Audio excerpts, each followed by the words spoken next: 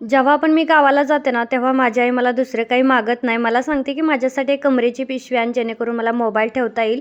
तर ती दिवसभर शेळ्यांकडे जाते, त्याच्यामुळे तिला आम्ही मोबाईल घेऊन दिला आहे, जेणेकरून आमच्यासोबत व्हिडिओ कॉलवरती बोलता येईल म्हणून. आणि तो मोबाईल मोठा असल्यामुळे मग तो सांभाळणं जरा जड जातं, कारण शेळ्या पण राखाव्या लागतात. म्हणून मी तिला याच्या आधी कमरेच्या पिशव्या दिल्या होत्या, ज्याच्यामध्ये तिचा मोबाईल इझिली बसायचा. पण आता खूप जास्त पांढऱ्या पडल्या होत्या कलर जाऊन. तर ती म्हणत होती, की माझ्यासाठी आता येताना 1-2 घेऊन ये. तर मी म्हटलं, की यावेळेस थोडीशी वेगळी नेऊया, कारण मागच्या वेळी मी तिला पोटली बॅग नेली होती.